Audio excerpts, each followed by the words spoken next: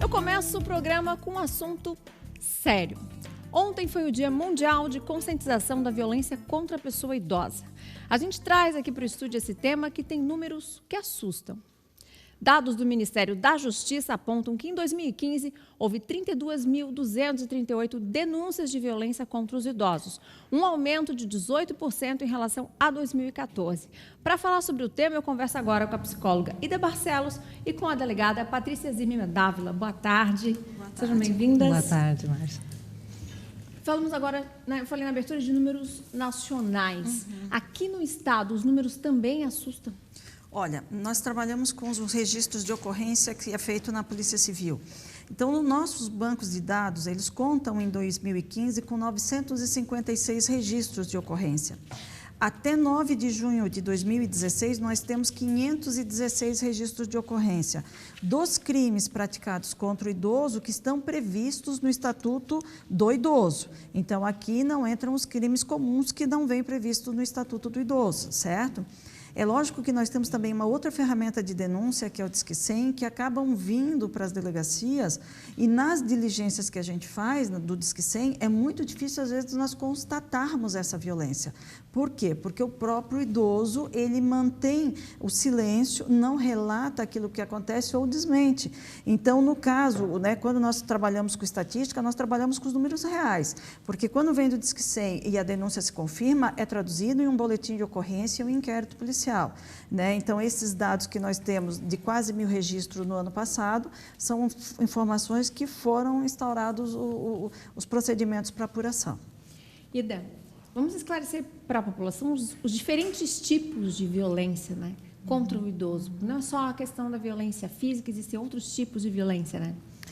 Hoje em dia, há um tempo atrás já se estuda sobre essa questão da violência e algumas classificações são apontadas, né?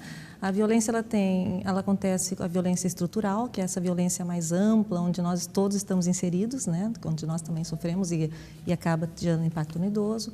A violência institucional, que são nos órgãos onde o idoso circula, seja na saúde, em algum banco, nas instituições, em LPIs também, que são os asilos. E também a violência interpessoal, que ela pode ser entre terceiros ou a violência intrafamiliar, que é a violência que o meu serviço tem atuação. E dentro dessas violências que nós nos deparamos no dia a dia, no trabalho, tem a violência psicológica, né, que ela permeia no total assim, das violências. A violência, o abandono tem uma incidência bastante grande, a negligência também, né? O abuso financeiro, a violência física e a violência sexual em menor grau ou subnotificada também, né? Então, são basicamente essas violências.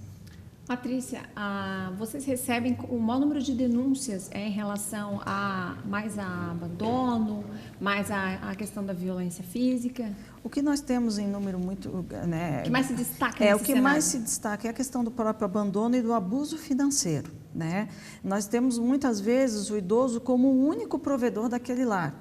E a aposentadoria dele, por menor que seja, é o que mantém a família inteira. E aí a gente vê, às vezes, a carência, né, desse idoso no que diz respeito à vestimenta, a medicamentos que não são fornecidos pela rede pública. Né? Então, os dois abusos que mais existem é a questão do abandono e a questão do abuso financeiro, que é muito comum usarem, né, os proventos do idoso para outros fins. E a dificuldade que a gente vê como existe aquele empréstimo consignado, como se abusam dos idosos nisso. Então, fazem empréstimos porque o juro seria mais baixo, porque ele é consignado. Os familiares, às vezes, convencem o idoso a ceder a sua folha de pagamento, usar a sua aposentadoria para o empréstimo e, quando vai ver, a pessoa que recebeu o dinheiro acaba não ressarcindo e o idoso arca com prejuízo. Isso é muito comum. Ou seja, a pessoa trabalha a vida toda, no momento que está já, né, com uma idade avançada, que necessita de cuidados, de medicamentos, a aposentadoria é tão suada, tão sofrida, é destinada para outras coisas, menos para o bem-estar do idoso. É um absurdo isso. E quantas vezes eles retêm esse cartão de aposentadoria do idoso? O cartão para recebimento de aposentadoria não fica com o idoso, fica com o terceiro. Às vezes um cuidador que está lá, ou uma pessoa que está se aproveitando, né, desculpe, ou alguém da família, retém o cartão do idoso, muitas vezes tem a senha bancária, vai no caixa eletrônico, saca o dinheiro da aposentadoria e o idoso nem vê o que acontece com aquele dinheiro. E as consequências dessas situações para os idosos, né? Eu acredito que você lidar com vários casos, mas é complicado, né? Porque imagina a tristeza de como, às vezes, dentro da própria família, de um próprio familiar, está fazendo isso com a pessoa. A violência traz consequências emocionais, né, que muitas vezes se refletem em situações de problemas físicos também, né? A pessoa fica completamente fragilizada, completamente vulnerável. E o que a gente percebe assim é que muitas vezes, e a doutora até colocou no início, que a violência, quem está envolvido na violência é a própria pessoa que está cuidando do idoso. Então o idoso fica no impasse. Né? Para poder modificar aquela situação de violência dele, ele teria que, por exemplo, denunciar um filho. Né? E isso é um impasse, é um dilema muito grande para um pai, para uma mãe. Então, porque aquela mesma pessoa que está cuidando também está fazendo a agressão. E no nosso trabalho, a gente tem a possibilidade de olhar de perto essa situação e tentar fazer a escuta não só em relação ao idoso, mas dessa outra pessoa que pode estar cometendo uma violência por conta de estar sobrecarregado nos cuidados. Né? Porque é o que eu falei daquela história da violência estrutural. Né? Muitas vezes esse abuso, quando o idoso sendo o provedor da família toda, muitas vezes está demonstrando o quanto que está difícil para essa família se articular, para poder também subsistir, para poder conseguir seu trabalho, né? Poder dar conta das suas próprias demandas.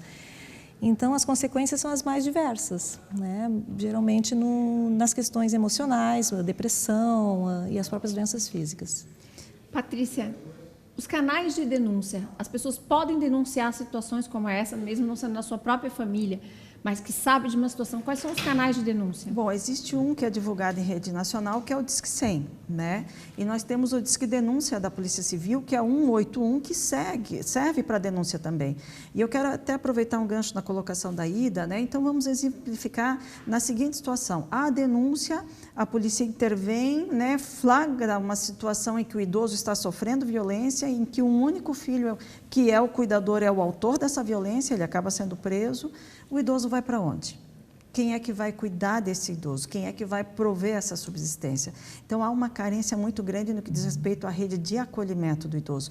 E aí, às vezes, além do sentimento de amor que o idoso tem pelo filho, que acaba inibindo a denúncia, tem a questão da dependência.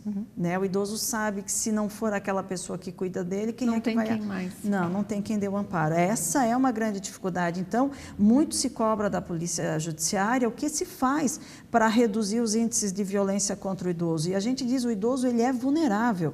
E quando a gente trabalhamos, né, com esse tipo de pessoa vulnerável, nós temos que ter uma rede que trabalha de forma articulada. Eu conversava com a Ida a respeito do excelente trabalho que elas têm feito aqui na capital.